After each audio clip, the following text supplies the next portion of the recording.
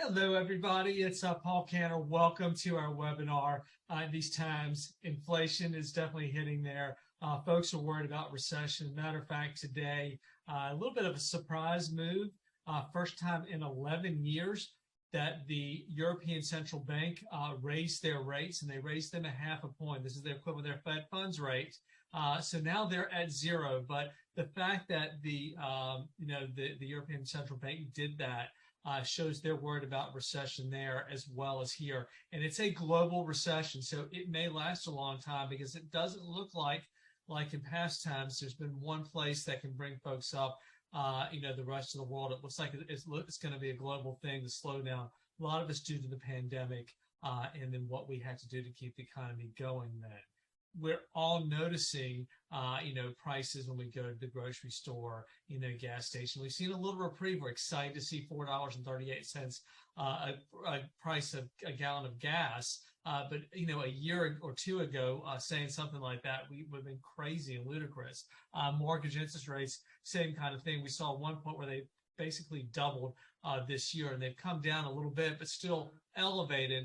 That being the case, housing looks like it's going to be remaining pretty healthy throughout the recessionary times that we are in or ahead in inflationary times. And real estate is a great hedge against inflation. But we're not going to talk about so much about mortgages like I normally do. We're going to talk about budgeting and how do we exist in these times, because it is definitely crazy out there. A dollar doesn't go as far as it used to. Reminds me, I was reading over the weekend a book, The Happiest Man on Earth, and it came up in a dinner conversation.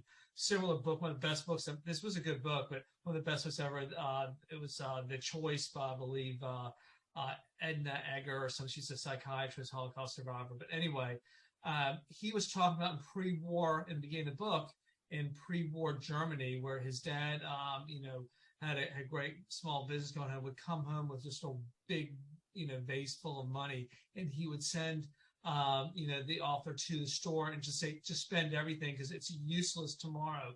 It won't even buy, 2 loaves of bread. So he would go to the food market and buy whatever he could with that money because the next day it would be worthless. And we're starting to see that.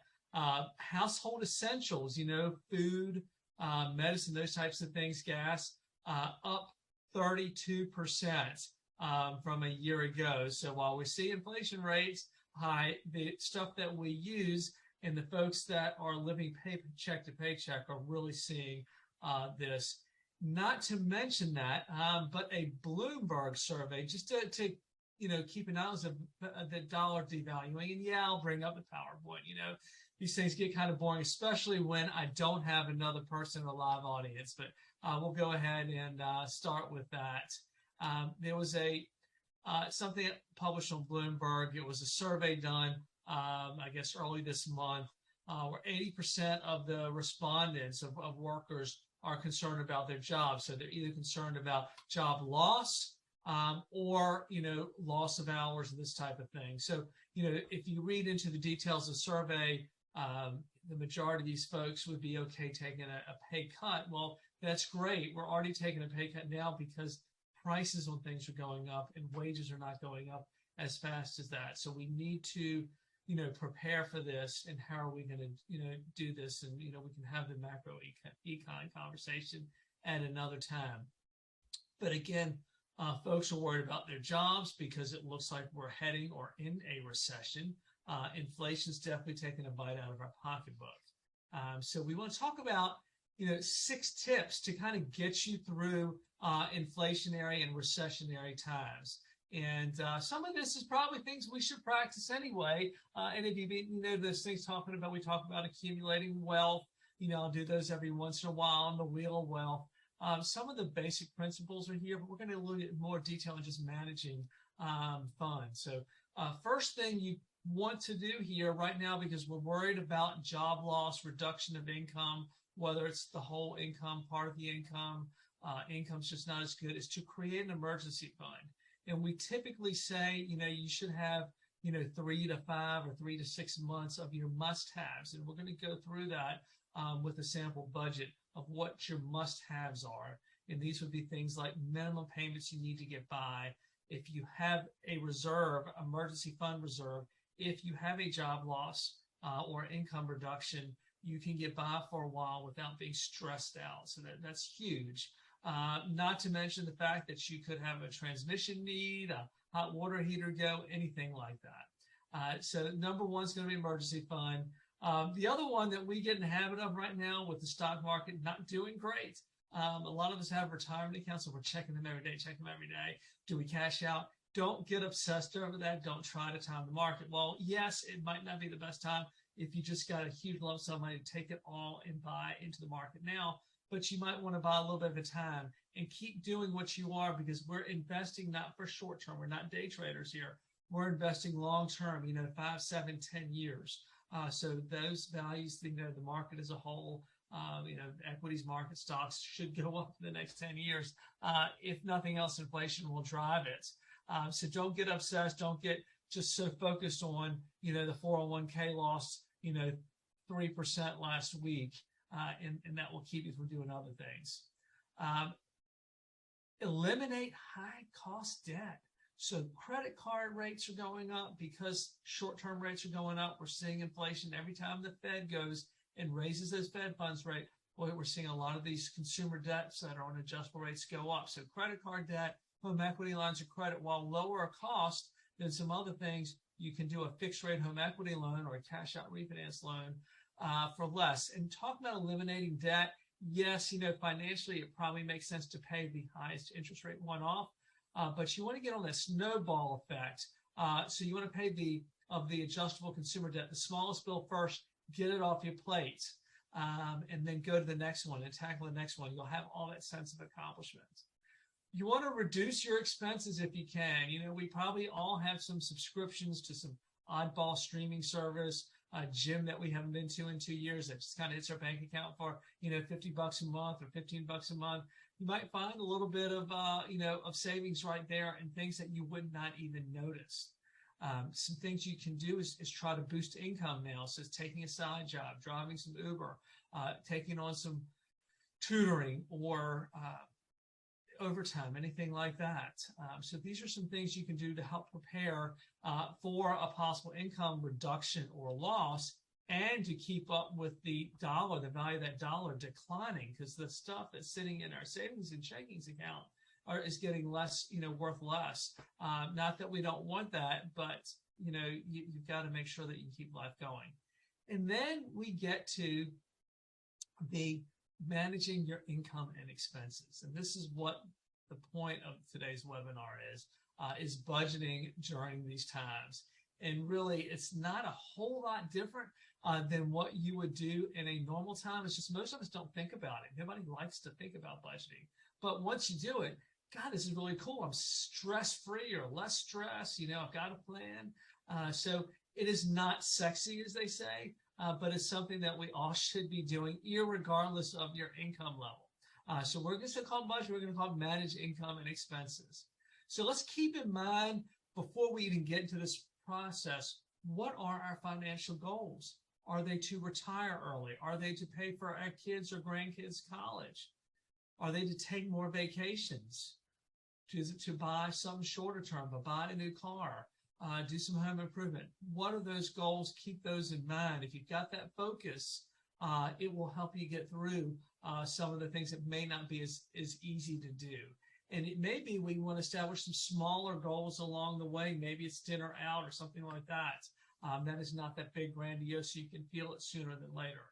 It could, simply be, buying some beer or wine or something like that. But go to a movie as those small goals in there. So keep in mind, set the goals. Where do you want to be 5, 10, 15, 20, 25 years from now? So take a look and keep those financial goals in mind. So now we're going to start with the budgeting. And, you could pick where to start, but I'm going to start with just kind of mentioning this, and we'll go into more details as we go through a sample budget. What are the needs? What are the wants? Well, shelter, food, clothing, those are pretty important things. So those are definite needs. So you can say your rent or your mortgage. It could be your car because you need it for income or survivability, versus your wants. That's going out and going to the movies, going out to eat. buying lobster as opposed to canned tuna, right? These are things that we need to keep in mind while we're looking at the budget. And we'll be thinking about where can we cut back? Where will we be comfortable cutting back? And then we're going to look at fixed expenses versus variable. Sometimes we have more control over variable expenses than fixed. Fixed may be that your mortgage doesn't go up because you have a fixed rate loan, or your rent doesn't go up until your lease renews. It's the same amount every month. Not a bad idea to put these things on autopilot where they're automatically paid every month on the due date. Variable, gas prices go up and down. They're variable, may be a necessity, may be a need, or maybe not all of it a need. Yes, you may be driving less recreationally, but more for work and business and going to the store. But that is a variable expense as we see gas prices changing. So now we're going to kind of look at a budget. So we're going to go through, and I've got a sample. I'm going to pull up an Excel spreadsheet in a minute. But the first column that we see here that says monthly owed minimum, that's what we must pay to stay afloat. That would be minimum credit card payments, housing, food, maybe not extraordinary food. But these are the things that we're going to look at to create the 3 to 6 to 8 month emergency fund account. So we're going to go ahead and I'm going to switch what we're sharing here. So bear with me 1 second. And we have got a sample budget here. So what I've got, and let's see if I can make this bigger, even though, well, maybe not. So here, what we've got here, this is a budget I worked on. Names have been, removed for safety, and someone I was working with. So, we go through and he went through and looked at his bank statements, where his debit cards go. So you need to look at your bank statements. You need to look at your credit card statements. You need to look at Venmo if you're that age of population where you pay friends and so forth via Venmo. So you want to look at all the outflows.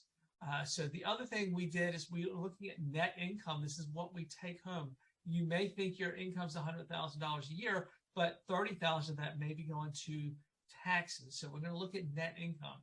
So this particular family has $14,277.91 of net income take-home pay after withholdings for taxes and so forth. So right off the bat, we've got a mortgage, a house payment, and that's $3,368.90. Now, what they actually paid is they just rounded that up to an even $3,400, and they've been doing that every month. So not really prepaying the mortgage month, but just keeping a round number, and that's pretty common, and they actually have that set up on auto pay. So again, as mortgages go, it's very inexpensive debt. You can probably invest the money cheaper than what you're paying on your mortgage, so maybe you don't want to prepay it. All that being said, a lot of folks want to have that knowledge, knowing that their house is paid off, and I can't put a dollar value on that, so there is some value to that. But to me, if I've got a $200,000 mortgage balance and I've got $500,000 in my brokerage account or CDs, I could pay that mortgage off at any time. I'd sleep just as well at night. And then credit card minimum payments or $75 and $50 on their 2 credit cards. However, this family pays the credit cards off in whole every month, so that would be $21.28.91 and $979.55. Again, if they had loss of income, they could go back and bank on this $125 just to get through those tough times. Again, this is why we're doing the must-have versus the monthly payment. We've got electric, and to be honest with you, we can, besides the electric bill, maybe we can cut back on the air conditioning. Gas, this was probably the springtime, not too bad. But speaking of heating, with what's going on in Ukraine and the price of energy, I'm a little nervous about what it's going to look like this winter and what's going to happen if we have a hurricane hit the Gulf and hit refining capacity. Cell phones for $313 for the family, cable bill, water bill. Now, I don't know, maybe they were running watering the grass a lot. Dry cleaning, car payments. Again, they rounded this one up. This must be a different cell phone, that they must have 2 phones. Insurance, whatever their portion of insurance is, or auto insurance, groceries. Now, this is an interesting one. The must owe minimum probably would be a little bit less here, not a lot. if they had to have their absolutely no minimum payment because they did not necessarily have to spend as expensive a food. I don't know if you saw that with me and the Cheetos, and actually we opened up that bag of generic Cheetos and they were pretty good. So anyway, that's the groceries. And then this family gives to their church $750 in that month. Obviously, that is not a need. And we're able to invest, to put into investments, $3,000. So the must-have, if we don't adjust, the groceries and so forth, was $64.55, but they actually paid out $13,230. So it still leaves them, because of the gross income was $14,277, $1,047 left over in the checking account at the end of the month. So we're in pretty good shape. But let's say that, the income was reduced by $5,000 a month and we were at like $9,250, then we're at negative $3,900. What's going to happen there is, they're probably going to not do the giving and hold off on making those investments. Now we're only $230 short, and maybe bring this credit card bill down to $50, and we're there. And we can sustain that a very long time. So these are some of the things that you need to think about when you are looking at, budgeting, and you want to, reach your goals. So, I'm going to go ahead and bring that. You need to know what that survival number is, so you can survive if there's ever a problem. But remember, you have to know two things in managing your money. One is, how much money do you have disposable, net income? That's what your take-home pay is. And then you need to go through those expenses. As things are getting more expensive, the dollar's buying less. We're going to need to go through and revise these budgets. Right now, it's probably not a bad idea to do monthly because we're seeing such rapid inflation. So anyway, hopefully this is helpful. We are recording this today. We're trying to keep it at 20 minutes, which we are going to open up for questions. So, come in here and ask them. If I've got one here, someone was asking about student loans. Right now, student loans, as most of you know, who have them, are in forbearance, and is supposed to be, making payments starting next month. Not sure what's going to happen there. But that again, we did one of these sessions on buying a house with student debt. If you haven't done it, you may want to take a look at the income-based repayment plan. At least that would give you your minimum amount due, minimum payment.